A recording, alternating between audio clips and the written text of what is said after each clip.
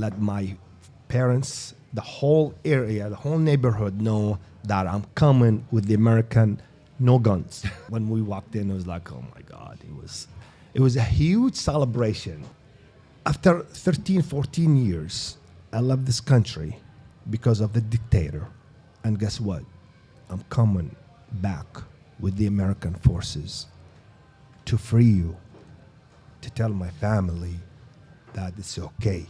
Yeah. It's okay. You don't have to worry about nothing no more. You're free now. I'm here with the American. Yeah. You're okay. You don't have to worry about it. You don't have to be afraid. You don't have to be scared anymore. Saddam is gone.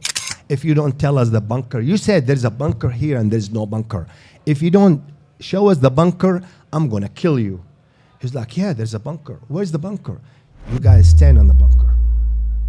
And we heard a noise inside that bunker saying in Arabic, don't kill me. Don't shoot me. I was like, what's your name? He's like, huh? What's your name? He's like, I'm Saddam.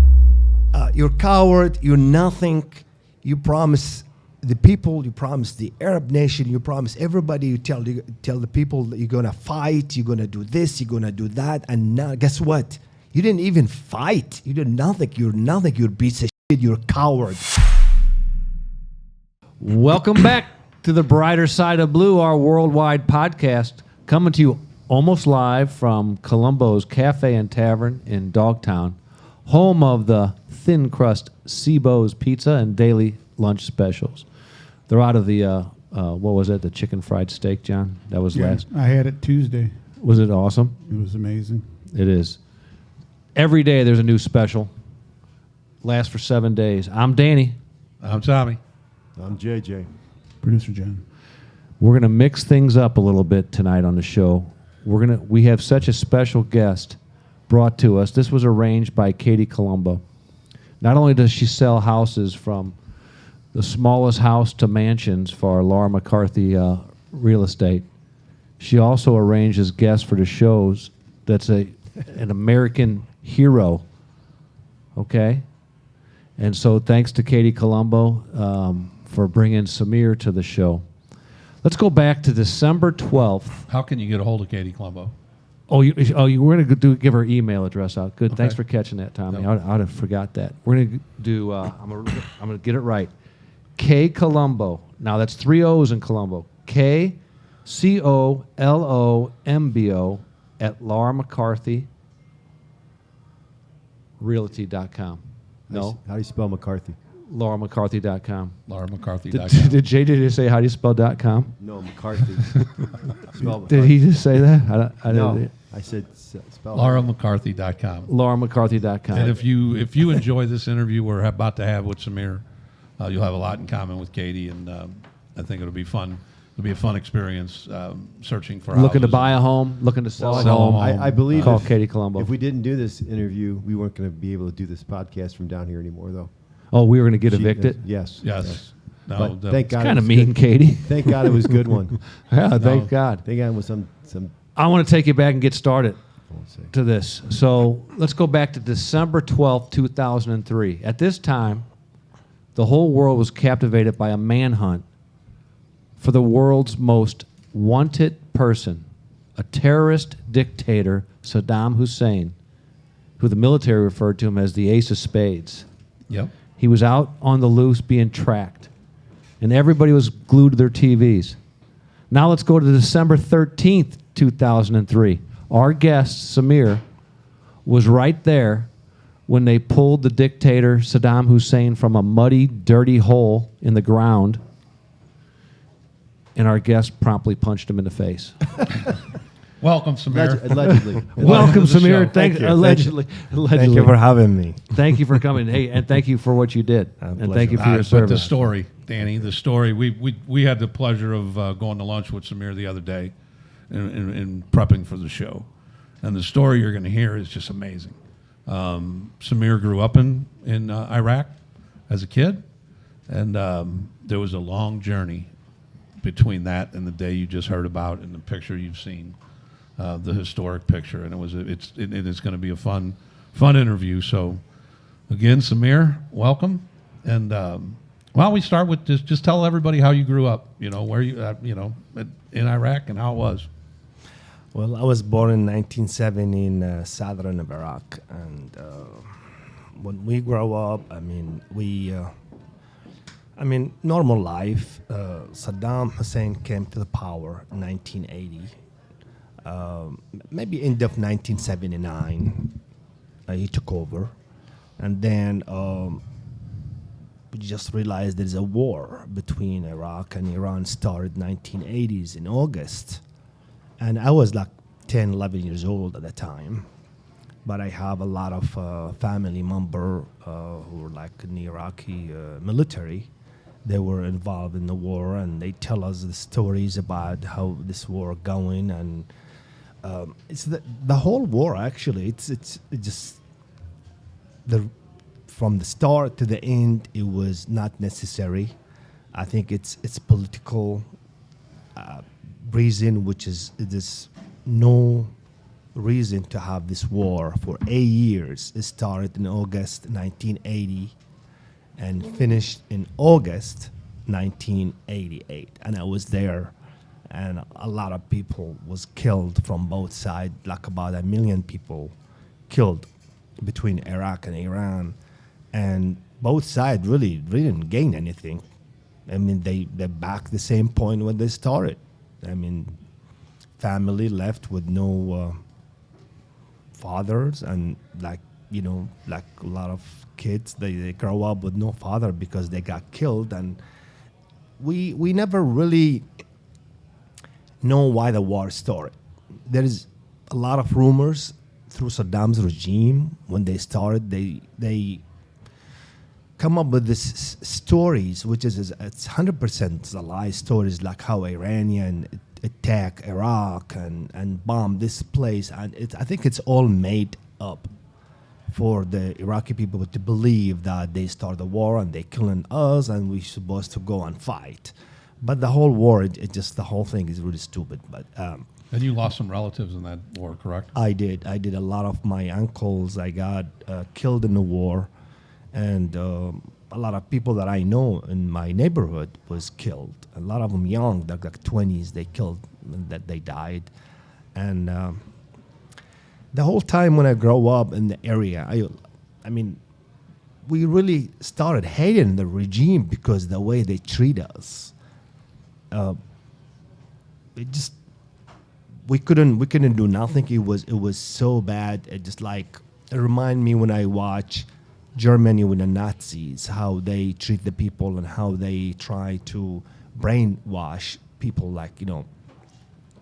Same thing. I think Iraq, they have Saddam Hussein. He is the leader of the country, but he is the guy. He's the only person can make decision to say yes or no. Goes this way or this goes that way. It's not like here. You gotta go through Congress and the House and all that. Saddam, whatever Saddam says, there is no law. Well, Samir, he was the dictator. Yeah. And you disliked him from the very beginning. Right. But you had to be careful who you said that to. You couldn't show that. Oh no, you can't. You can't, because if you say the wrong thing and somebody heard you, the only thing they can do, they're going to report it, saying, I heard this person saying he's a dictator, or he shouldn't be in power. That's all. I mean, there is no proof. They don't have to even prove it. And then you get not only trouble, you get in a bad trouble, and it could lead to your family. And everybody was scared to say anything. So you have to trust the people who you're talking to. Right. And we couldn't do nothing. I mean, to us, to see Saddam Hussein gone out of the power is like a dream, but we don't know if it's going to come through because they control everything. They listen to everything. They're so the way they treat the people is so badly. I mean, people are afraid of talk or do anything, and people they throw in the prison. I remember stories I was in high school when they come to the school and they ask us to come to this place. It looks like a soccer field, and they bring people and they execute people in front of us. I mean, we were teenagers at the time. I think the reason they announced on the speakers, they're saying this is a criminals, this is they did this, they did rape, they did terrorist attack. But in the end, we find out there's people, they refuse to go to the war. They don't want to go fight. They don't believe in this war. And they don't want to join the Iraqi military, and they escape, and the government start to catch them, let them go, then they catch them again, and they kill them. They shoot them. What's the control? Right in front of you guys. Right in front of me. What's I mean, control? I was watching right there when I saw about at least 15, 20 of them was tied up on the rope, and there's like 100 of people just sitting in the back, just watching, and you got these military guys coming in and shoot them in the AK-47. It's like shot after shot, and that's how you see the bodies is like shaking. Killed some of them, like they got shot so many times that even the rope that was like tied up to their body was cut, and their bodies like fall to the ground. Brutal. So the whole idea about putting fear on people, Right. that's how they control the government. Control I mean, as I said, like a lot of people, even now, someone said, "Oh, Iraq is so much better during Saddam's regime. It's safe. It's this." Yeah, it's safe because look at the regime. If you talk bad, see what happened. You know, it's a dictator. It's not like democracy. It's not like because of now the Iraqi government changed, the regime has changed. There's election. Even during Saddam Hussein, I remember like every 4 years we're supposed to go and do election. Who you elect to? One person. He was the only one running. Even that's the only one person running. I mean, it's like we grow up and we hated him so badly, but we couldn't do nothing. There's nothing in our hand we can do to change until like the 1991 when Saddam decided to go and invaded Kuwait. And we didn't know that they're going to come and do this until really it's happened. American came in and the coalition forces coming in and they free Kuwait. And they got to Iraq. And then we seen American forces inside Iraq around the cities. And we took that as an okay. We should go and do something. We should go and change the regime. We have to do it. But I just want to interject here because this is a good time, is that everybody hears the words and remembers the phrases, the shock and awe of the military campaign that we put on Iraq during that war.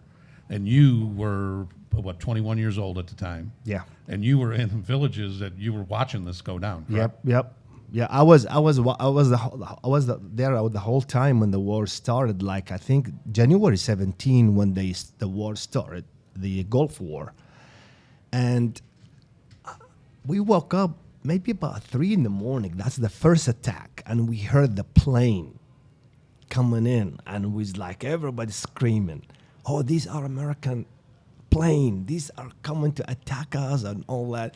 And I remember that's all we hear is like boom, boom, for days and days and days. And most of the attack happened during the nighttime. During the day, like we wake up in the morning and we go and see what the damages is, and we see this huge bridge was like destroyed.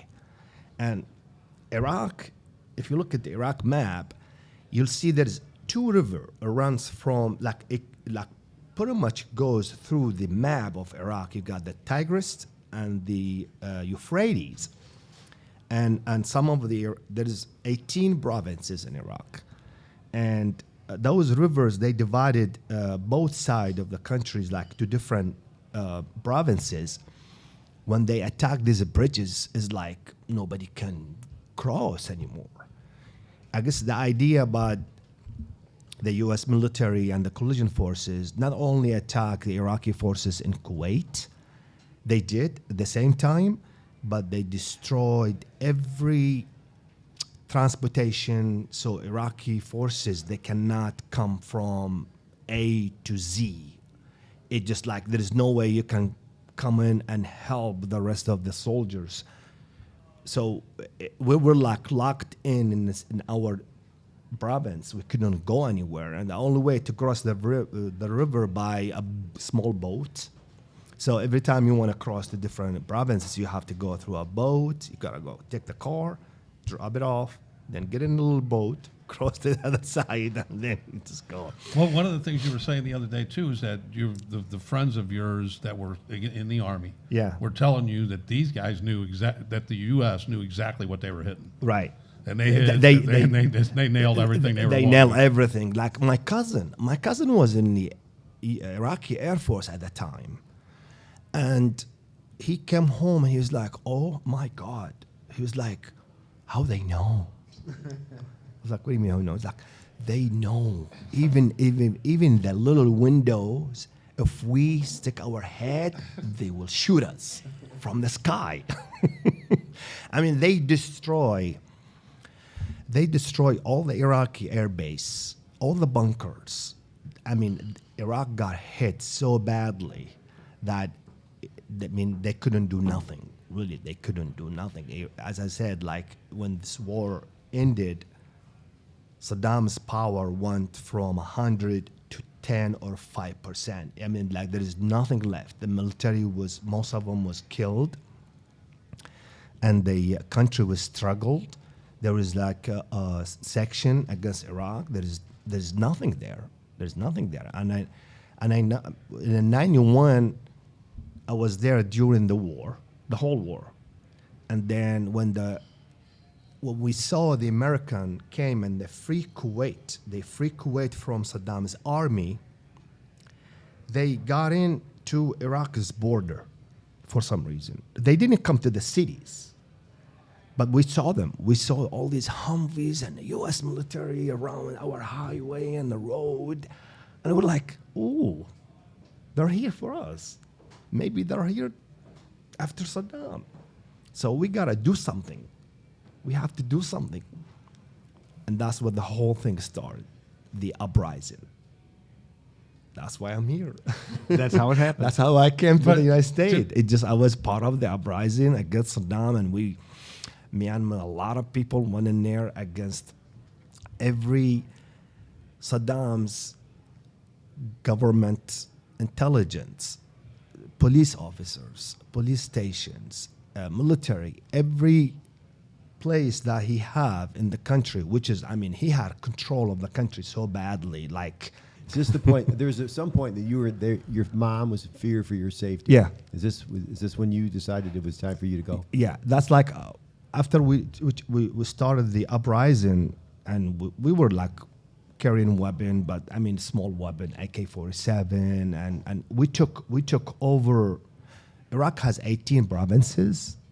12 provinces was under control of the uprising. Pretty much, there is no government. There's nothing. We destroy everything, but we didn't have the equipment to continue and go over to Baghdad and the other area. So we were like kind of disappointed at the time because we thought America, they're gonna come and help us to get rid of it. But now I understand why, because it was like uprising. People like were angry. There is no leadership in this whole thing, the uprising. We were just like angry. We just want to get rid of the regime. We don't know how, but just want to get rid of this regime, and this is the best opportunity to do it. And it didn't really end up work well, because for some reason the Saddam's army back with helicopters. And they started retaking the provinces over, correct? yes. And then I think you were saying the other day is that, during the, treaty, you would call it at the end. Right.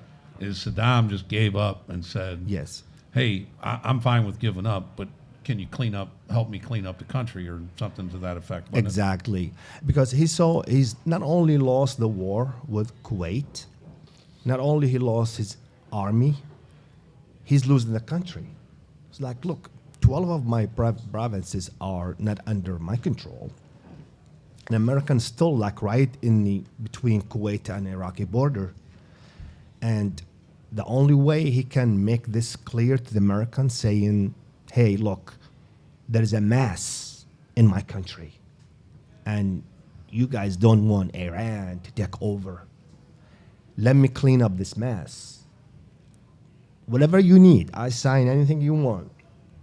Anything you need, I'm going through it, but let me take control. And I think that's the whole thing started. We believe that's what happened because we know at that time he sent a group of his people, like top military, send them to America and said with the American by the border, and there's like they sign everything the American wants to do. Let me clean up. Because he's not allowed to fly in helicopters, but he started flying the helicopters, and they started moving from Baghdad all the way south. They taken provinces, cleaning up provinces, one after another, and he can't fight with the helicopters. I mean, we got only AK-47, right. and I noticed like a lot of people getting killed. I lost 2 cousins; they got killed in this war. I mean, in the, let's say, uprising. And if you stay, you're going to get killed. You're not going to go nowhere. And we had to leave. I mean, I'm talking about myself. That's the only way to stay alive. You got to go. You got to go. So your mom's in fear for your life. She's telling you to leave. Right. Yeah. And then tell everybody you hook up with some buddies. Yeah. And then what happens there? And then how long are you walking? My mother was so worried about me. I was on 21 years old, and she's like, "Oh, you be part of this uprising. Everybody know you. Everybody know that you were part of it. They're gonna come after you. They're gonna kill you. And this, yeah, I want you to leave." And she was like, at the time, I just had a beard. She was like, "You need to shave your beard." I was like, "Why?" Because they're gonna know you look like a Islamic, and Saddam hate that, and they're gonna notice that you part of it. I was like, "No, I'm not gonna shave." She's like, "Please," and she was running around with me with a razor and stuff. Like, "Shave, please, shave."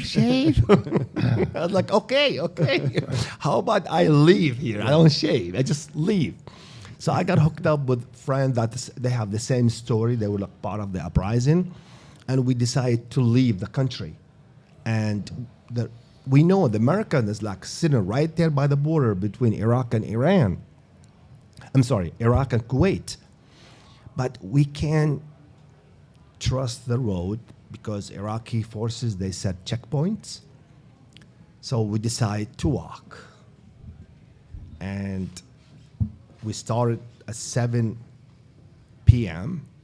We walked about 13, 14, maybe 15 hours. What'd you bring with you?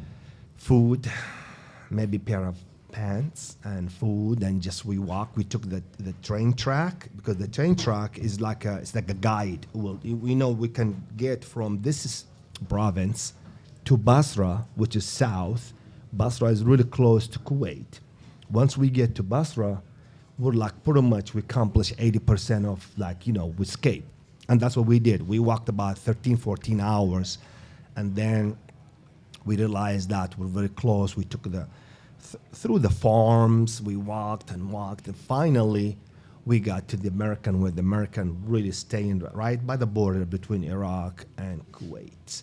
And we saw the American. We were like, "Oh my God, we didn't get caught by the Iraqi forces because you get caught by the Iraqi forces, you're dead." Right. Okay. That was just going to point that out. Yeah, you're dead 100%. I mean, you might not even make it to the prison, but probably they just beat the heck out of you. Now, did you ever, in that 15 hours, get a feeling that they might be watching you, or somebody might call you in, or something like that? I mean, we were afraid the whole time, but we just we didn't take no break. We just walk. I was young. I was 21, and I didn't care really. I just walk, just keep going. Plus, we were afraid. We were so scared to get caught because You don't want to get caught. I mean, I noticed a lot of people, my neighbors, they executed him because he was part of movement against the regime, and they not only executed him, they executed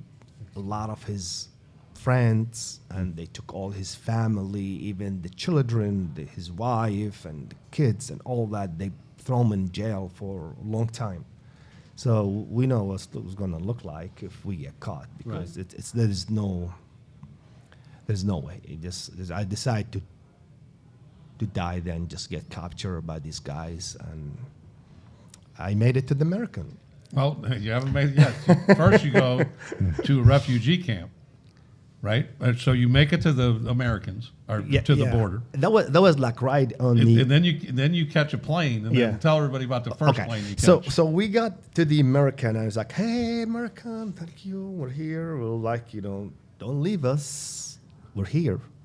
So they gave us food, and we lived in the tents, and at least we felt safe. At this point, that's what we need. At least we're safe. We don't have to worry about get captured. 10 days later, I guess the mission is complete. Kuwait is free, and American wants to go home. Now we got these people here. What are we going to do with these people? For some reason, the American decide to take everybody and fly them to Saudi Arabia and build a refugee camp. We didn't know. That's all we know is like, get ready. There is a U.S. military plane there? Yes. Like, wow, C-5. I never been in a plane before. So I walked. We got in the military plane, got no window, nothing in it. And the plane took off. We don't know where we're going. And like, we all talk to each other. It's like, where we going? Oh, they take us to America. We're going to America. We're like, whoa, yeah, that would be nice. It's like my dream. Because when I was in college, I studied 2 years in college. And that's all I want, to go to United States. It's like one of my dreams, like, oh, one day I just want to walk in New York Street. Like, now I don't want to go to New York Street. I'd rather live in Sullivan. Back then, it's like, it was dream to go to United States. But when they took us in the plane, and the plane flew and all that, it's like an hour and a half flight. And like, we don't know where we're going. And it was like, people said, like, oh, we're going to America. Yeah, where do you think we're going? To America? I was like, yeah, we're going to America. Hour and a half later, we like landed. It's like, I didn't know America that close.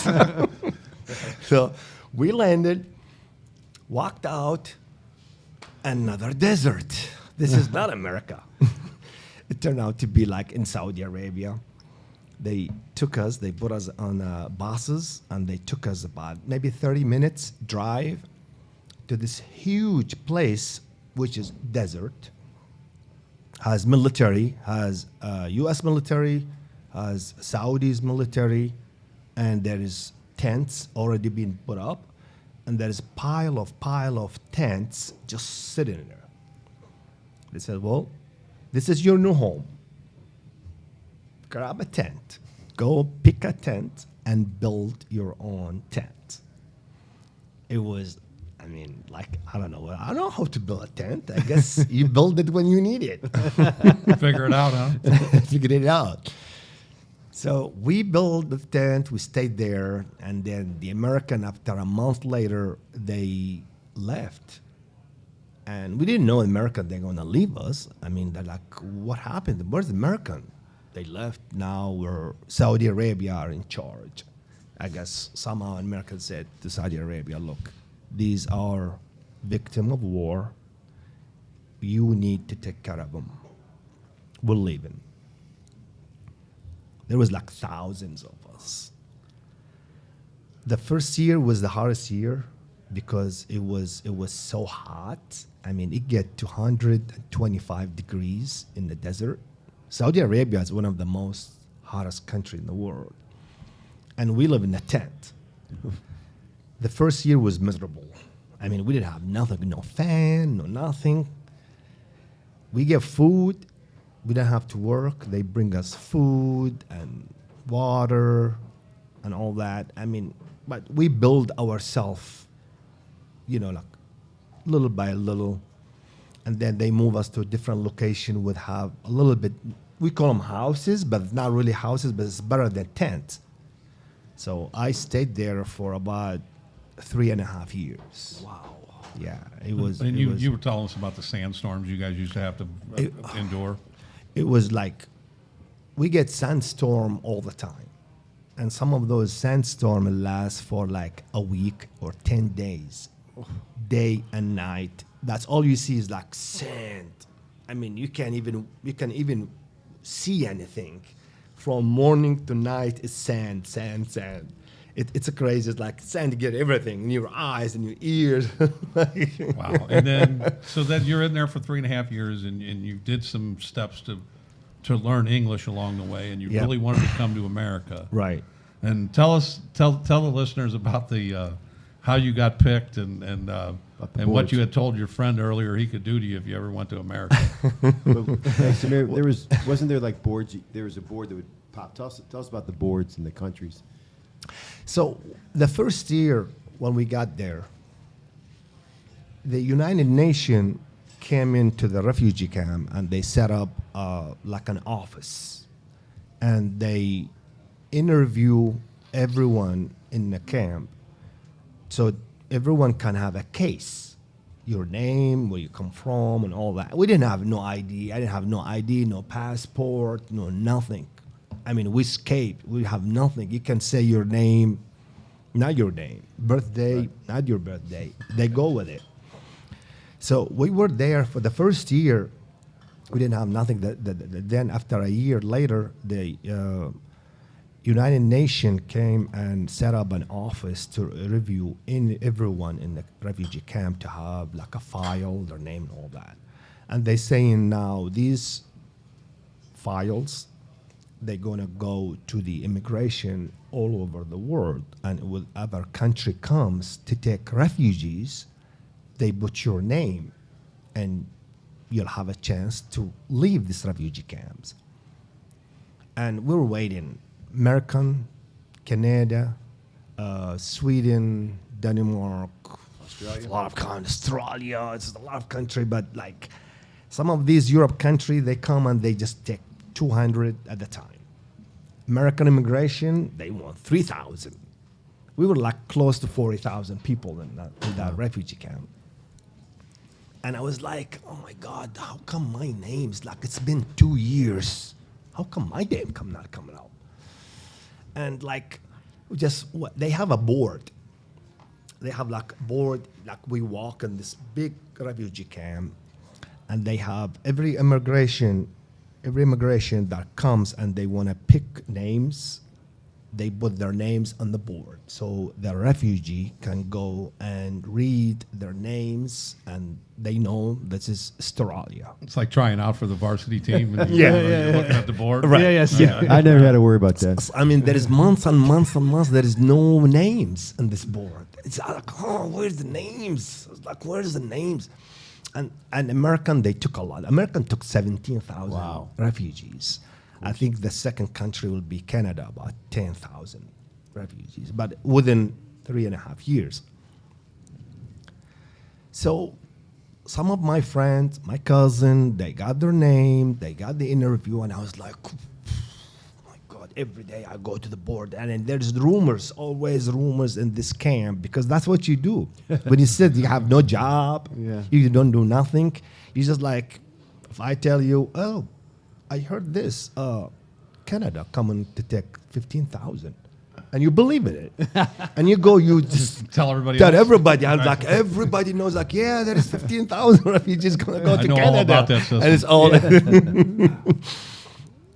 So one day, at the same house, we were like about 13 people in that same house. And most of the people that I stay with, they're like, we grow up in the same area.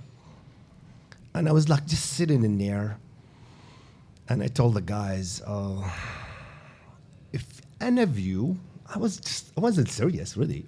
I was like, if any of you one day come in and tell me, Samir, I saw your name in the board, you're going to the United States, I was like, oh my God, will be crazy. I don't care. What do you do to me? Kick me, beat my ass, at least give me that good news. Because I always want to come to America. And months and months and months passed by, and one day this guy, his name is Falah. Now he live in Detroit. A lot of the people that I live in came into the United States, but there's some of them in St. Louis, some in Pennsylvania, and some in Detroit. They still do. And I was like just walking by the street, and I didn't know there's name in it. They just put those names. After 2 years, 2.5 years, and this guy came in straight to me, and I was like, what's going on here? And he slapped me in the face so hard. Slapped it right in the face. Right in my face. Like so hard that I was like, why? And then I remember, wait, is it really? Is it my name? What if it's my name? I was like, tell me. He's like, motherfucker, your name on the board. I was like, seriously? He's like, yeah. And I start running to see my name on the board. And I was like, the time I got to the board, there was like hundreds of people like fighting, just want to get to the board because everybody wants to have their name there. I was like, please move my name in here. I want to read my name. So I got into the point where I just saw my name. I was reading my name 20 times. Make sure it's my name. My name, yeah, it's my name. Then go back and stop it, go back again. Make sure it's really my name.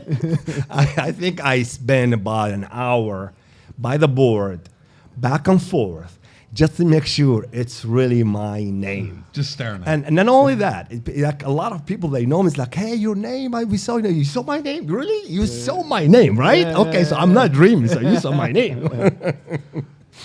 So after I met with the U.S. immigration, it took about a year process. And as I mentioned the other day, it's like this country is like a dream for everyone. And to get here legally, it should not be that easy to come to the United States. You should go through a process. You should go like what I did. It took me 3.5 years to come to the United States. And a slap in the face. Yeah, you're right. So I came to the United States 1994 in May 5th. And then you land in New York first. We landed in New York about, I would say, 8:30 and 9 o'clock at night. And I guess because there is no flight to St. Louis. Either at that time I didn't know. Maybe the flight was canceled. Now, how'd you get to St. Louis? You did have a friend. Well, okay. So my cousin, he left the refugee camp a year before I did, and they brought him to St. Louis, and he sent us a letter while we were at the refugee camp still. And we received the letter. We know it's like, oh, that's from Ziad. His name's Ziad. And we got the letter. I was like, oh my God, he's in America. He's like, hey, this is me. I'm here in America. This is my address. And we don't know what St. Louis is. Right. I didn't care where you take me. Take me to the Cahokia. Take me to the east. Let's not get carried away. Take me whatever just give me out of here. So everybody wants to read that letter. Because, it's like, oh, he made it. He was here. Now he live in America. We all wanted to go. Mm-hmm. So when I did my interview, they asked me if I know anyone living in the state. I was like, yeah, I have a cousin live in the United States. Do we know where he live? I was like, he's in Florida. So that's why they picked to bring me here. If you don't have anyone in the United States, they just pick and choose. They just take you different places in America. Hey, during the interview, we talked to you the other day. You brought a buddy down here. He sat with us for a while. Is that him? Yes. Okay. Yeah. No, that's not him. I'm sorry. that's- no, that's a friend I met. Like I met him here in America. I met him like 30 years ago. And where is he from? He's from Syria. Okay. Yeah. So you land in New York. That's your first step in America, Well, yeah. and they tell you Oh. you have to stay on your room. Yeah. Did you stay on your room? We landed in New York, and I guess we were sponsored by the Catholic Church. They sponsor the refugees. They pick us up from the airport, and we had like a file. We don't have no passport, no ID. We have this file, and they said, make sure don't lose it. This is everything. Don't lose it. And we were like, I didn't even sleep in the plane in case if somebody's stealing my file. And I was making sure. And I tell all my friends, like 9 of us came in the same plane. Don't lose the file. Make sure what is your file? Yeah. Right here, just keep it on your side. Don't lose it. So we landed in New York. They came and picked us up from the gate, and they took us to a hotel. And at that time, we didn't really speak English. I did taught myself at the refugee camp to learn English, and I studied myself. It really helped me a lot. It did help me to communicate, but it's not, I don't know how to put these words together, but I know what does it mean, how I say it. So we can understand what they say and say, hey, look, you go to hotel, okay? You stay in, this is not your destination. You stay in here tonight, and tomorrow we're gonna come in the morning, take you back to the airport, and you go back to where you going. But listen, this is New York. I want you guys to stay in the hotel. Do not leave the hotel room. This is New York. You guys don't know anything, and people, they try to take advantage of you. I want you all to stay in your room. You're like, well, okay, you stay in the room. Stay in the room. And we went in there. Everybody's sleeping. I can't sleep. I was like, man, I'm in America. What are you talking about? I gotta go downstairs. I gotta go and see the street. I was kind of afraid, but at the same time excited. I just want to get in the street. You know, I was just walking by, make sure I won't get lost. I stop right there. I know the hotel, but this is the hotel. So I'm like looking right, left, so I don't get lost. Then I start walking like 20 feet and stop, come back, make sure this is the hotel. Then I go back this way. Did you want to see the Statue of Liberty? I Is that mean, what you- yes, yeah, but I mean, at the time, we were like, we didn't care. We didn't care. We just like, we want to be out of that refugee camp. It was really hard place to stay, and I stayed there for 3.5 years. I mean, right. it was not the place that you want to be. I mean, I was young. I was only 21 when I came in, and when I left, I was 24 years old. It's like a prison, but it's a big prison. Yeah. You know. Right. But I mean, then Now you get to St. Louis, and they fly you from New York to St. Louis. Yeah.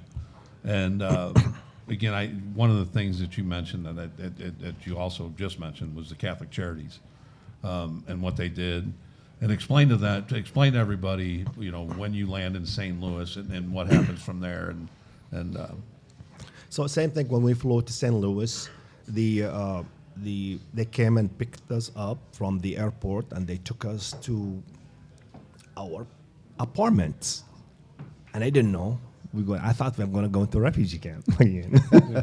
So every time I drive by this apartment, I look and I was like, this is my first place in the United States. It's right by Chippewa and Spring.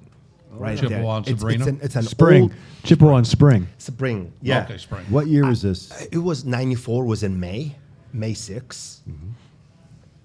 So, like, when we saw the building, I mean, when I look at it now, it's like, oh my God, really? I know the building. Yeah. I used to- Yeah, it's an old building. Yeah. Yeah. But at the time, to me, it was like, oh my God, this is heaven. You know, it's like Not anymore. they put two in each apartment, and when we walked in the apartment, we have a fridge, TV, bed, couch, is like it's furnished, and a carpet. and the guy was like, look, this is only temporary, okay? I know it's not the look great, Yeah. but once you start getting a job and you start working, you're gonna move to better place. And I was like, this guy's crazy. I'm moving here. Look at this. This is like, I'm gonna live here. I'm gonna stay for a long time. And then 3 months later, I moved. Yeah. Yeah, but like we were like 9 of us in the same building, and it's like everything is different. It's like the language is different, the culture is different, people look different. And I was like, I remember when I got there, just like sitting right there by the apartment, by the door, sitting by the steps, watching these cars. How come these cars, they don't look like, they look different? Like each car passed by, does not look the other car.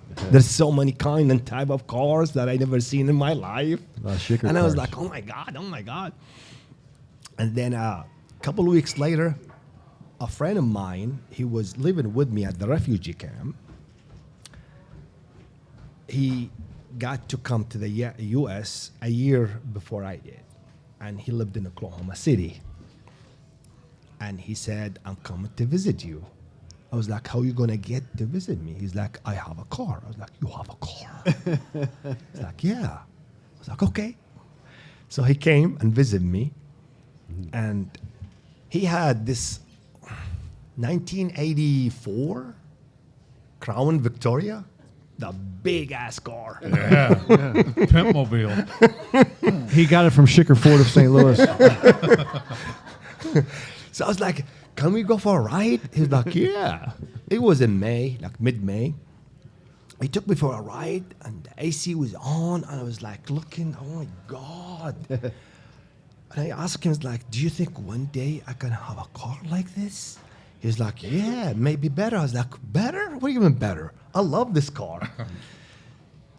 So the next day, and I told him, his name is Wally. I was like, Wally, what's up? Remember, like, we watch all these music video about America, and people dance, and people go to the club, and dance floor, people jump and jump. I've been here for a couple of weeks. I didn't see anything. Where are they at? He's like, I don't know about St. Louis, but let me find out. So he asked my landlord. He's like, these guys, they want to go out to the club, and they don't know anything here. And I'm not from St. Louis. What could go wrong? You're about to find out. Okay, all right, good. So the landlord said, well, okay, I guess tonight, 9:30. 9:30, you have a car, you just follow me. I'll take you to the landing. I was like, what's the landing? Downtown. Oh yeah. I was so excited, ready to go and all that. So he's like, okay, just follow me. So 4 of us were in my friend's car. And he driving this old Ford pickup truck, the landlord. And I remember, like, I'm looking at his rear bumper.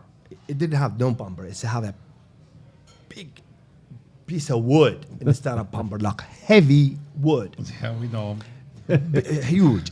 And we were like following him. We left like Spring to Chippewa, Grant, made a right on Gravo is right there. We passed the first light, the second light. We were so busy, listening to music, feeling the AC on, and we were like not paying it. Even our driver, he didn't even was paying attention. The only thing we know is like we slammed to that truck. Boom! Destroyed the whole front end on his car. The car was not even running anymore. Well, he said, well, I guess I'll take you back to your apartment. He took us back to the apartment with his truck, and we left the car. Been there until tomorrow. Never made it to the landing. Never made it to the landing. We back to the damn. apartment. You were better off. I would have kept on going. That might have led to different problems. The next day, we put a rope and we pulled it back, and he left it in my place, my apartment. And like a couple days later, he said, I gotta go to Oklahoma. I gotta go. It's like, how are we going to live with the car? It's like, he's the key. Try to sell it. I was like, okay. So he left. And I was like, man, I opened, the front end was completely gone. I opened the door. It was so hot. And I closed the door and just like, oh my God. You just sat in the front seat? I want to drive it. Yeah. I want to drive it. Oh my God. This is, it's so clean. I love this car. And I was like, I want to fix it. I want to fix it, but I don't know how. I don't speak English. I don't know anybody. And I know the landlord. So I went to the landlord the next day. I was like, how? Well, I learn English, but I don't know how to put these words together. Right. But every time I want to go, even if when I go to the grocery store, I write things in the paper and I take it with me. If I couldn't communicate, I show the people so they can read it.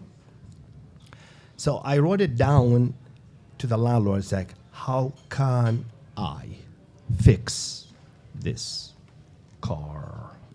And I show it to him. He's like, oh yeah, you go to the salvage yard and find you parts and fix it. I was like, what's salvage car? I don't know, salvage yard. It's like junkyard. I don't know. It's like Taylor salvage on St. Charles Park Road. Oh, yeah. I was like, I really don't know, have no idea what's going on with this. So I was like, I know there is a junkyard. He's like, here, I'll give you my tools. He gave me a box full of tools. You can use mine and go find your parts. I was like, okay.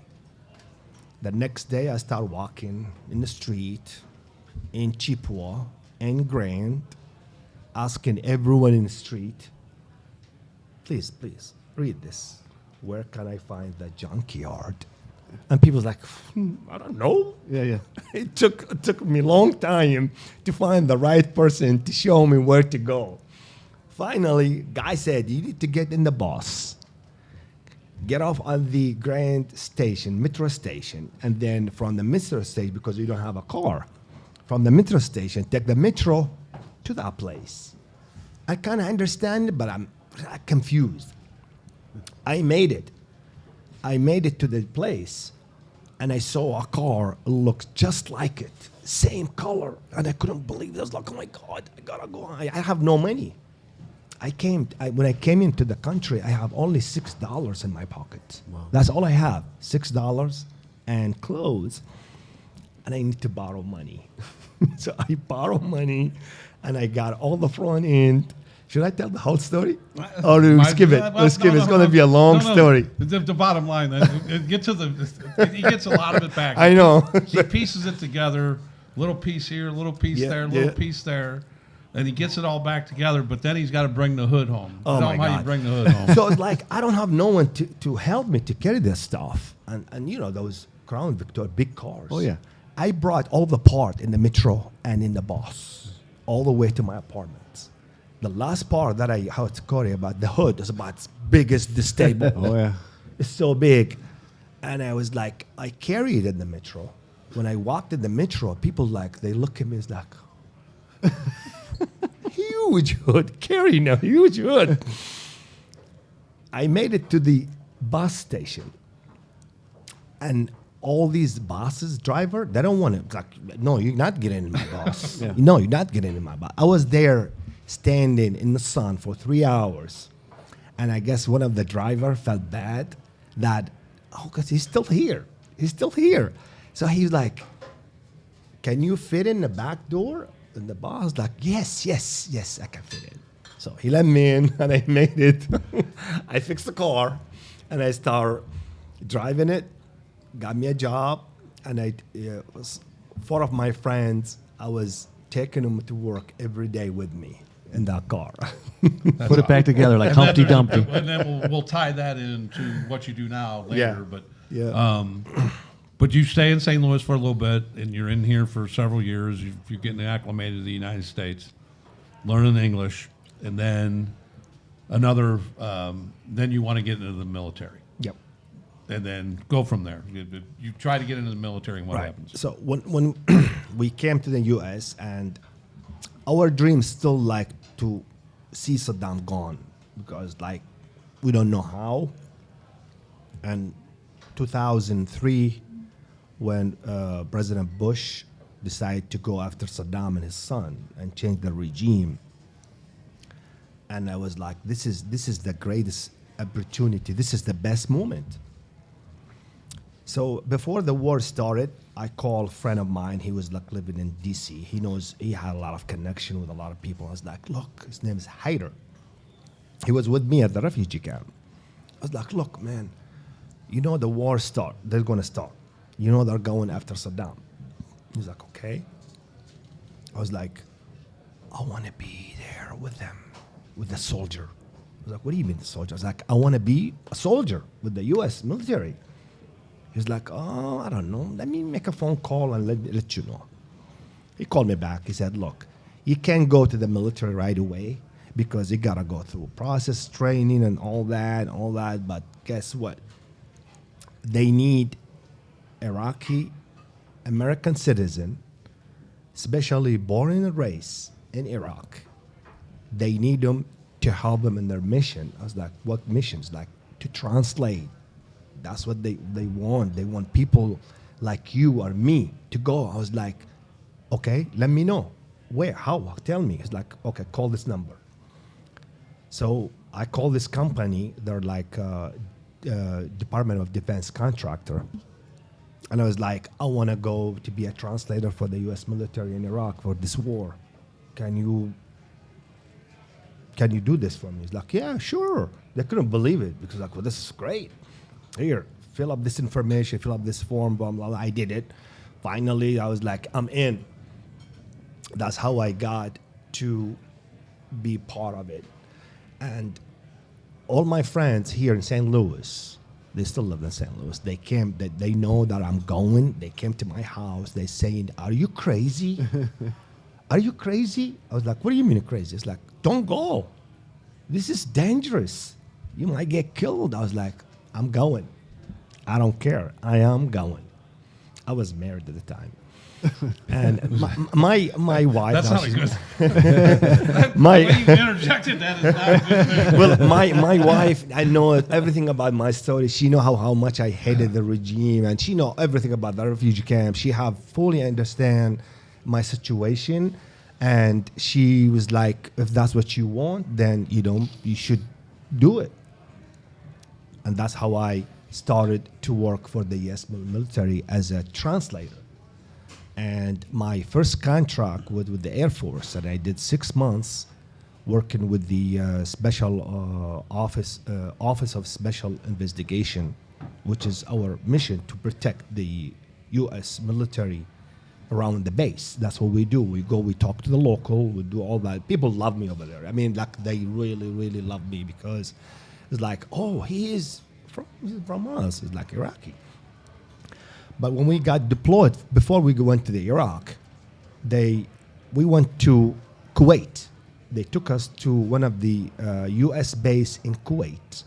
And I was there 3 days in Kuwait. And I was like, wait a minute.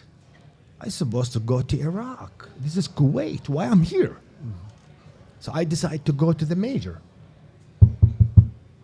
Come in. I was like, sir, I don't know why I'm here.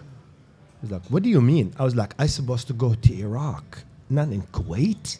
He was like, he couldn't believe it. I was like, because all the translators they have in Kuwait, none of them wants to go to Iraq. They're scared. None of them. And here's this guy walking in, and he was complaining about he doesn't want to be in Kuwait. He wants to go to Iraq. And he's like, oh my God, you want to go to Iraq? I was like, yeah. He's like, okay. I talked to him in the afternoon. By 2 o'clock in the morning, I was in the plane, in a military plane, flew me to Iraq. And I was like, oh my God. They didn't tell me where I'm going. It was like I landed about 3:30 in the morning. I don't know which part of Iraq. And I left 13, 14 years ago of this country. I didn't know. It was like, I don't know where I'm going, south, north, Baghdad. I don't know. They didn't tell me. So here we go. We landed in Iraq. The major came and picked me up. And he said, my name is Lisa. My name is Samir. Like, we know. We got the email. I was like, so we were walking and all that. And I was like, and I saw there's a light, like a city light. And I was like, so tell me, which part of the country we are? Are we, I don't know, I know Iraq, but like which part of the country we are? She was like, this city called Nazariya. And I stopped because I had my duffel bags and we were walking, going back. And I stopped and I dropped my duffel bags. And she's like, did you say Nazariya? She's like, yeah. I was like, oh my God, I was born and raised in here. My parents here, my family live here. I left here. This is my town. She couldn't believe it. Wow. She was like, oh my God. I cannot wait for my team to wake up in the morning to tell them what's going on. The next day, I walked in the room and everybody's like, hey, this is Samir. He's from here. You haven't seen his family. He was part of the uprising because I told the story. And they were like, you know what? We're going to take you home. We're going to take you home. We're going to surprise your family. My family have no idea. They have no clue that I'm in with the U.S. military. I'm in Iraq. They have no idea. The next day, they decide to take me to my parents. And man, it was like a moment. It's like I couldn't believe it. Like when I walked in and first and I told them I need to stop at my brother's house. He lived in the city. And let them know that I'm here so they can go and tell everybody in the area that I'm coming with the American. Because I know, like, back home, celebration is like shooting guns. Everybody has an AK-47. People getting married, they shoot guns. Somebody died, they shoot guns. Everything is gone, celebration. And I was like, I don't want to see that. You know, like I'm with the American forces here. I don't want to see that. I don't think they want to see that. Right. So my brother, when he moved to the city. I kind of have an idea where he lived based on the phone call that I call him from here. So I decided to go and ask. People helped me out. They said he lives in that house. So I went in there and knocked that house and knocked the door. And I love this child who was 2 years old. And now he's 15. Yeah. I don't know who he is. He doesn't even know me. And I was like, maybe he's one of his sons. I was like, is your father here? He was like, yes. I was like, tell her your uncle Samir is here. And he was like, so he went back screaming, here's my brother, comes running, crying, hugged me and all that stuff. It was a great moment. And I told him, look, I need you to go and let my parents, the whole area, the whole neighborhood know that I'm coming with the American, no guns. No guns. I don't want to see guns. And I told the team, I was like, this is what it is. Even if you see someone with gun, he's not going to shoot you. It's okay. He's okay. But I was like, I told him, make sure there is nobody carrying a gun at all. Right. And it was like, when we walked in, it was like, oh my God, it was a huge celebration. But then when you walk back to from your brothers to to your parents, correct? Yeah. And as you were going along the way, you were like, and I don't know if you know the analogy of the Pied Piper, but as you walked away, as you were walking there, the community kept coming out. Kept coming up, and I'd like they stopped me to say hello to these neighbors that I know, and then I couldn't go back to the car to drive to my parents' house because there's everybody in the street. So I had to walk all the way with the team, my team, to get to my parents. But it took a long time to get there. But it was like it was crazy. It was crazy. It was like we all crying. It's like winning the Super Bowl. Well, for you. yeah. You know, like I they mean, celebrate like that. it's like, to me, it felt. This is how it felt. After 13, 14 years, I love this country because of the dictator. And guess what? I'm coming back with the American forces to free you, to tell my family that it's okay. Yeah. It's okay. You don't have to worry about nothing no more. You're free now. I'm here with the American. Yeah. You're okay. You don't have to worry about it. You don't have to be afraid. You don't have to be scared anymore. Saddam is gone. He will be captured or killed one day. The American, they're staying. They're not leaving you. Well, Samir, that's but the favorite part of the story so far is Tuesday. You told us that story, and I don't know if I caught on to it when he was telling that story. He was choking up, kind of like Right. he is now. Yeah. That's. I He mean, was. I'm Yeah. choking up Sometimes, too. like Yeah. you know, I really, ain't gonna lie, it's like man. emotion. It's just like touch you. I mean, like, can you go imagine back that to- feeling? No, that's awesome. I mean, that story. is That's a great. great story. And then, but now we'll go ahead and we'll get to the. And Samir was embedded with the Army, or I'm sorry, the Delta Force, Yeah. the baddest of the bad. And you were telling me a little bit. Just tell everybody about what it was like when you first got with the Delta Force and how just unbelievable they were. So when I signed a contract with the Special Forces, and they took me to Baghdad, and then they do another interview based on what's your experience.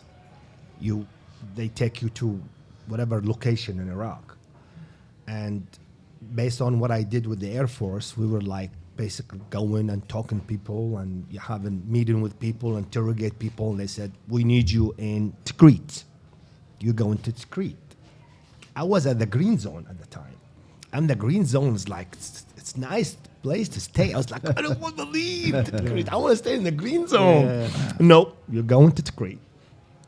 So we went to Tikrit, and I worked with Delta 121, the Special Forces. And they were like badass guys. I'm telling you that. I mean, it's like this guys. We went in so many mission in Saddam's hometown. I never felt like worry because like this guys trained and like they're programmed. They're trained so well. They have the best equipment, and they worry about my safety so much. I get two guys with me the whole time. Everywhere we go, I got two guys on my left, on my right, sometimes my front and back to protect me. Well, Samir, did they give you a sidearm? I mean, I do have sidearm, and they taught me how to use it if it need to. But I told them, I don't think I need it with you guys. You guys are badass. Motherfuckers. Seriously, mofos. I mean, like in Iraq, they have houses. You're talking about 2 stories, but like they look like 10 stories. I don't know how they know how to get to the roof so quick.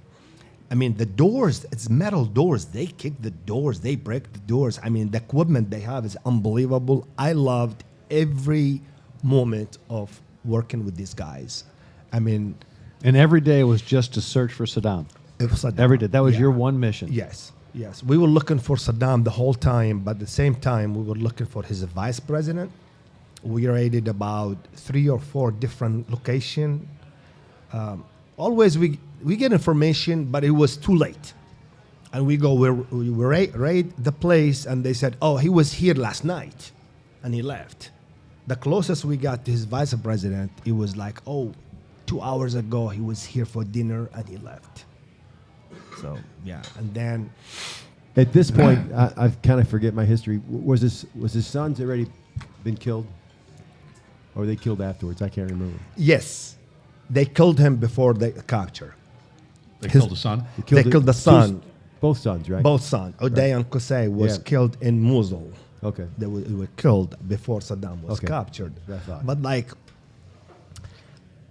every time we go on mission, 2 in the morning, there's no headlights. There is no light at all. Even the headlight and the tail light on this Humvee was covered with tapes, like nothing. We use night vision goggle the whole time, and we go to farms and places, and we can see everything. And I never took my camera with me. I was like, until that night, I decided to take the camera because the information we have, it looks good. Let's go back and see it. Tell everybody how you got the information and what you guys are acting on it on the night of. We had the guy named is Basim. He is the driver of the Saddam's bodyguard. Saddam's bodyguard name is Muhammad Ibrahim Omar al-Muslim. He was like related to Saddam, but we had his name, his brother name, because they knew he was with Saddam the whole time, but we couldn't capture them. So his driver name is Basim. We kept him for a long time. My God, bring him in, talk to him, let him go. Then we need him again. We call the Iraqi police. They bring him in. We keep him for a couple days. But he was so dumb and stupid that every time he give an answer, he's like completely awkward. And I know, like, he tried to help, but he's so, I don't know, maybe he was scared the whole time. And one of the location, he mentioned that he took Muhammad, who was a driver for the bodyguard for 2 years. And he said, there's 2 locations in Baghdad he hang with all the time. There is a car lot, and there is his girlfriend. By the way, Muhammad married, he has 2 wives. And a girlfriend? And a girlfriend. Okay. So he is stupid. So one day we got this information that Muhammad was captured in Baghdad, and we were in Tikrit. And I was like, oh my God, because we had Saddam's, how he looked like, in so many different ways, with beard, without beard, skinny, fat, old, and all that, makeup with no makeup. And the same thing with the bodyguard. And I was like, Saddam's bodyguard gotta be like 6 foot tall, muscle and big guy. And here's Muhammad, chubby, short guy. He was so scared when we got him in, and I was like, really? That's Muhammad? We were looking for this guy for a long time. Yeah. Finally, we sat with him, and he was so scared that first he was hesitate to tell us about anything about Saddam, but you know, these guys, they know the deal. It's like, hey, we know you're married, you got 2 wives, 2 houses. How about this? We send the plane, bomb the shit out of your dumb houses. We killed everybody, killed all your kids and wife and all of them. He believed it. He really believed it. He was like, he started crying. He was like, Samir, please tell them, let's go now. I'll show you where Saddam is now. Right? Let's go in now. He's encouraged us to go right now. I was like, that's what he's saying. He tells us to go right now because it's too late. Once Saddam knows that Muhammad is captured, he will leave and he will be never able to find him. That's what they decide to go to the location. It was in the afternoon, and we had a local van, Kia, didn't have tinted window. A Kia, a van. We didn't have we have curtain, like instead of the tinted window, there's a curtain all over. And here is like 5 special forces wearing, we call them dish dash. The long dress is the Arabic. Yeah. And I told them how to wear it, how to put the turp. And I was sitting in there fixing. Everyone's like, that's not the way to look. This is how we'll look. Now you're the makeup guy? Yeah. You're the Iraqi makeup guy? So Muhammad was with us in the van, and he's supposed to take us at least near to the farm where Saddam's supposed to hide in the bunker. And this is it. Just us in the van. There is no security, there's nothing. I was like, what if something goes wrong? What if we get caught in Saddam's hometown? But these guys, man, they don't fuck around. I'm serious. These guys, The Delta Force? they know the deal. They know, like, They're good. I was like, how they know so much? So we drove all the way. He showed us near to the farm, maybe like quarter miles. We can see the farm. It was like a dirt road.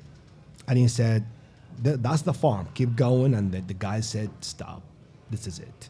They marked it at in the GPS. And we went back. I was like, why are you guys going back? Shut up. That's not your job. So we went back. Interpreter. We went back about maybe 6:30, 7 o'clock p.m. Then I noticed like, oh my God. We live in one of Saddam's villa. He got the big palace and he got villas all over the area. It was occupied by the American forces. And we live in one of his villa, but it's a big villa. And I noticed, I look outside, I was like, oh my God, we had 8 helicopters. We have special forces. This is not our team. We got special forces coming from Mosul, from Baghdad, plus our team. You talk about 80 member of special forces at this location. Shit's about to pop off. Yeah. Yeah. And then maybe about 7:30 when it started moving, and when we left, and I look back, oh my God, we have Bradley's tank, we have army behind us. And then another 20 minutes later, we stop another U.S. base somewhere in the way halfway, and Pick there's up more. more forces join us. You talk about 600 members of going to the farm. It's like a police pursuit, you know. it's- More coppers get in it's every. so many, it's a lot. But I was, Muhammad was sitting next to me, the bodyguard, and we were the first Humvee going to the farm because he's our guide So you're the lead. with the lead.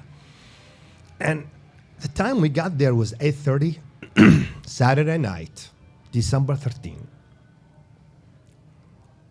When we got close, Muhammad got confused. The bodyguard got confused about where the farm. He's like, it's a dirt road, but he's like, one minute he's like, oh, go right and go left. And we were like this, and everybody was not happy. Samir, tell him, what the hell is going on here? Tell us. He's like, I can't see. So I gave him my night vision goggle. I was like, okay, now you see? He's like, yeah, I see now. He's like, go this way. And for some reason, he took us to the right way at nighttime. It was straight to the farm. And we got right on the farm when he said, this is it. And here we go. All the forces now jumping in this farm. They captured 2 guys. And one of them, I think he left. I don't know if he ran away or nothing. But they captured 2 of these guys. These guys are not even bodyguard for Saddam. They were like regular people making sure when Saddam wants to come out in the morning, they open the bunker. They let him out. He stay until like in the afternoon. Then when he wants to go back to the bunker, they put him in the bunker. But the lid, there's a lid, like a little with handle. And that lid made exactly for that little hole. Like it looked like a sewer. When I saw it, they were like a sewer. It's like small. They built the lid, it fit exactly in that hole. And then they put a rag and they put the dirt mixed with leaves and all that. So it'll blend in. You can't even see it. So here we go. Me and Muhammad still sitting in the Humvee. All the forces went inside. The house. There was a Inside house up there. the Was house. a farm. Yeah, farmer house. yeah, farmhouse. Then when in there, we were like waiting about 5 minutes, 10 minutes, nothing. The guys come in. It's like, Samir, we need you. Coming in. I walked in. There was like 2 guys was arrested. And he's like, tell this guy to show us the bunker. And I was like, where's the bunker? I was talking to them in Arabic. They was like, oh, what bunker? We have no bunker. No, there is a bunker here. Show us the bunker. And when these guys scream, I have to scream. I can't say, if they scream, say, show us the fucking bunker now. I can't say, what is a bunker? I have to scream. I have to yell. I have to be like the same way. Otherwise, it doesn't work because I know I did this for many, many years. I know how to do it right. And one of them said, yeah, I'll show you where the bunker is. I'll show you. I was like, where? He was like, oh, this way. I guess we were standing on the top of the bunker at the time. And this guy wanted us to take us somewhere away from the bunker. And he was like, this is in Iraq, we call this bunker.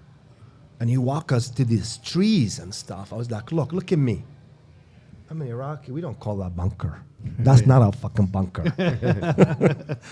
We had canine dogs. Bring the canine dogs.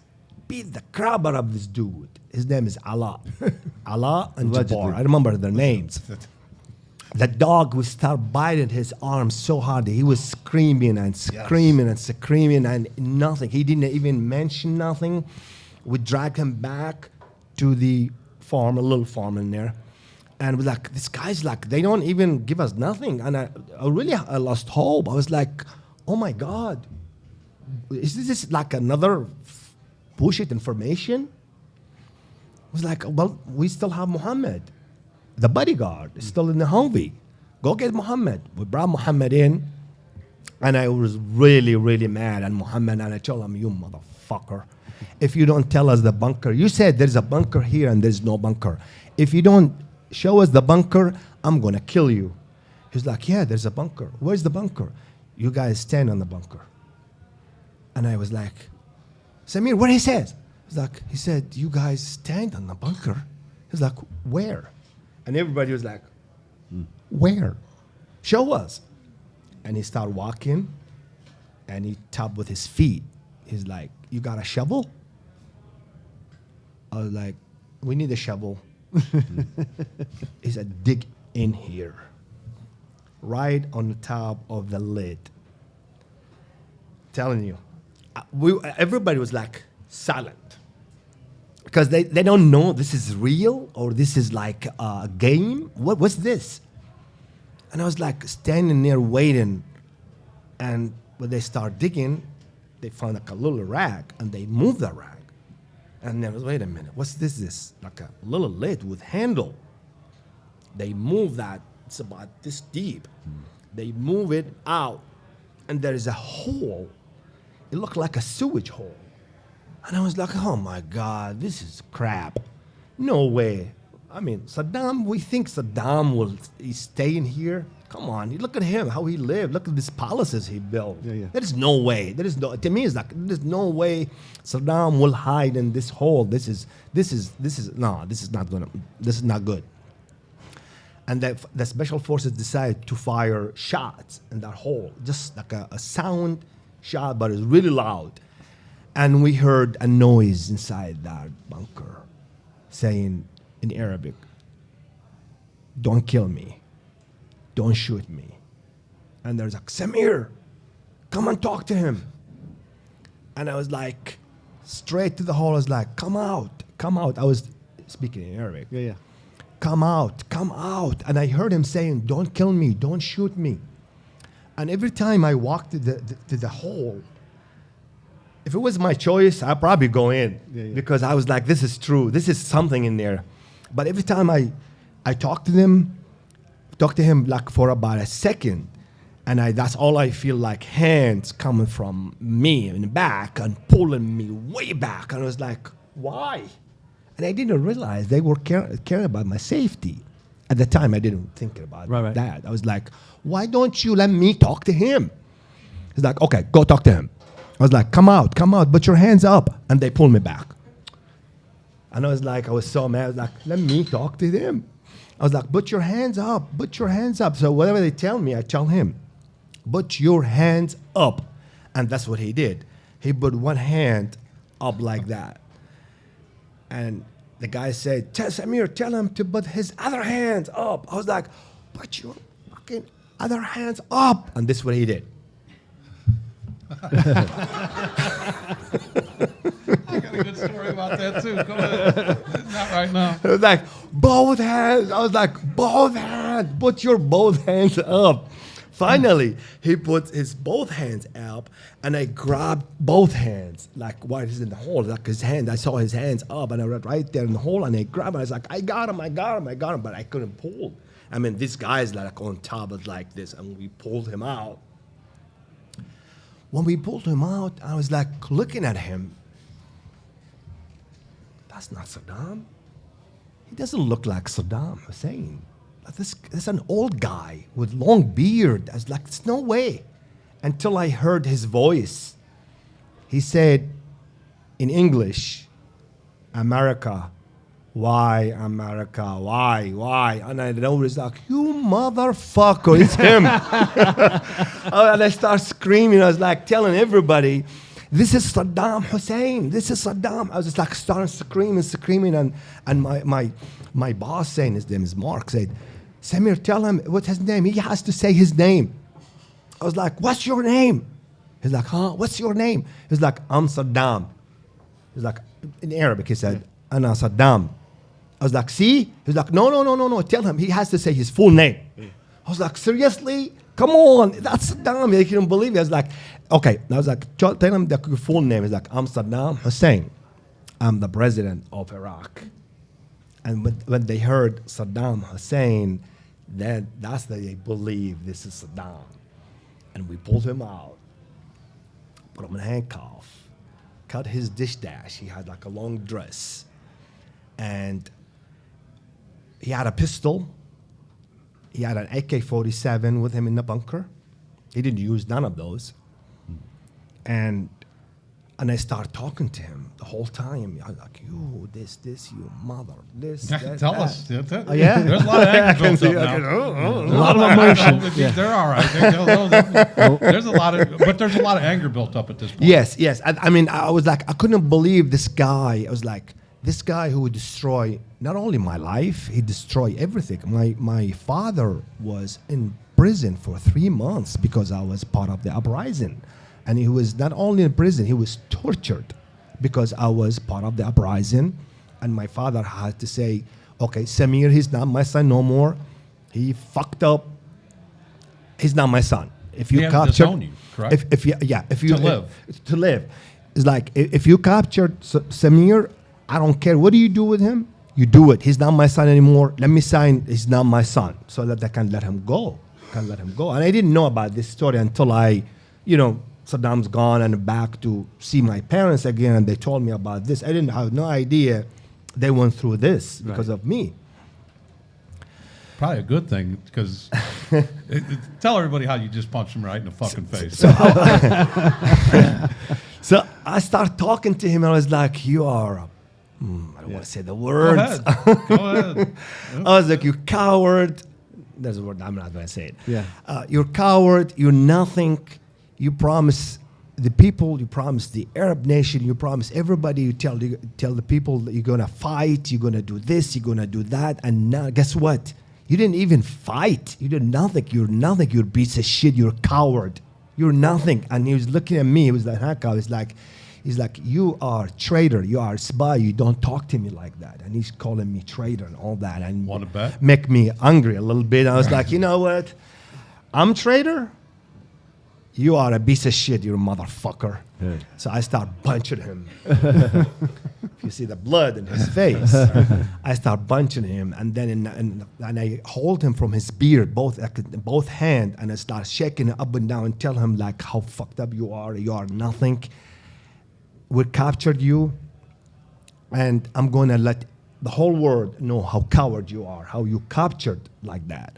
And he was not happy about the way I was like, he tried to bit my fingers.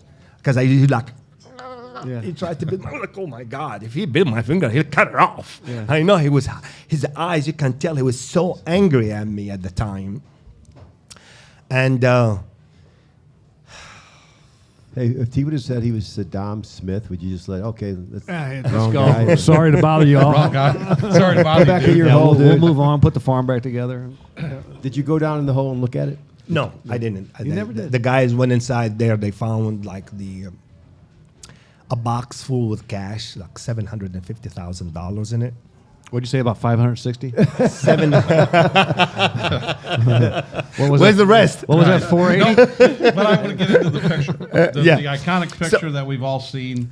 So Explain how that was done. right. So I told my boss, his name is Mark. I was like, Mark, he knows exactly about my story and why I'm here, why I'm helping. I was like, Mark, let me take a picture with Saddam. He's like, no, Samir, we can't do that. I was like, Mark, look at me. I'm victim of this guy. This guy destroyed my life, my family, my country. Please let me take a picture with him. Please let me take a picture with him. I don't know. Maybe he felt bad. I couldn't believe he said, "You got a camera?" I was like, "I got a camera, like right here." He's like, I thought today was going to be the day. Gut instinct. he was like, "Quick." So I gave it to one of the special forces guys. Like, take the camera, take the picture, and that's. How many? And the Pentagon was mad at you, weren't they? Yeah. Well, what happened when I took the picture when we went back to the villa, and I took the thumb drive because I was like, I know these guys they're gonna concern about the picture. Maybe they change their mind. They're gonna take that picture away from me. So I download that picture to my laptop, in case if they wanna come and take my little thumb thing, like a little device in the camera, off. So one of the guys, the special forces guys, like, "Hey, you took a photo that night," and I was like, "Yeah." He's like, "Can I have a copy?" I was like, am I supposed to give you a copy?" He's like, "Yeah, give me a copy. Let me see Sure. that." That's like me asking you for something. Yeah, give it to me. I won't do nothing with it. So a day or a couple of days later, he went on leave and he emailed it to his buddy, and it got all over the internet. And the guys that I work with, they thought I'm the one who emailed it. And I was sitting in my room and I heard like pop, pop, pop, pop from downstairs coming, Samir, Samir. I was like, "What's going on? Who did you email that picture?" "What picture?" The picture with Saddam. I was like, "I didn't email it. No one." He's like, "No, you did. You did. This picture is like in the state. The state is like, we got an email from Pentagon and he's telling me about Pentagon and all this and this. What you do?" I was like, "Oh, did you give copy to anyone?" I was like, "Yeah, I gave it to this guy." And they realized that he emailed it to his friend, and they left me alone. Have your parents seen that picture? Oh yeah. Now, how many framed pictures of that do you have at your house or at work? In my office, I got two of them. Yeah. I got one pretty big and one small. Can we get one for the studio down here? Yeah. We're definitely going to have to frame that thing. We might have to replace our picture with that one. So the whole time when I got back, I couldn't, I mean, I told my friend, I called, actually that night, I called my wife.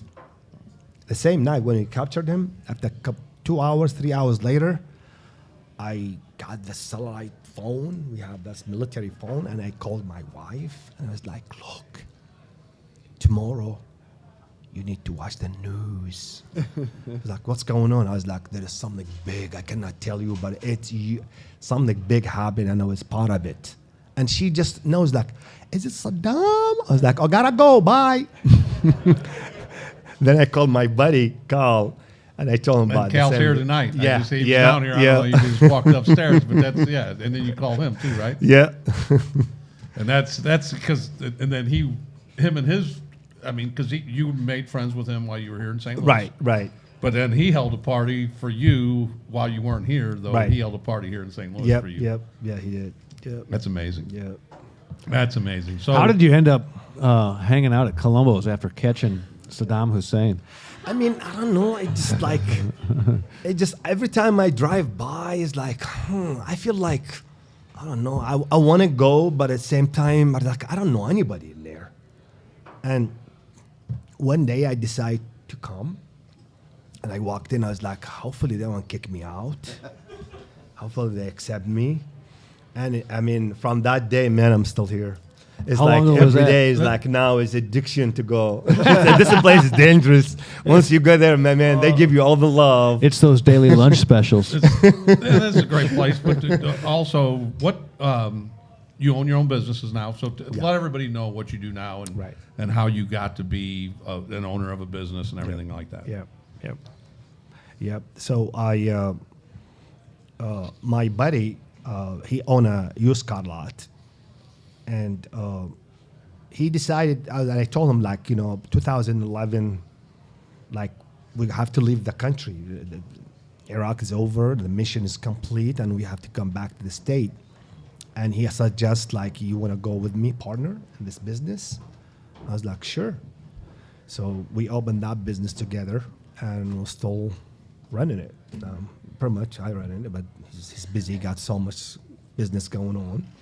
So I mean, as far as like the business going, it was going very well. But I think last 2 years it was the worst years. I've been in this business for about 12 years now.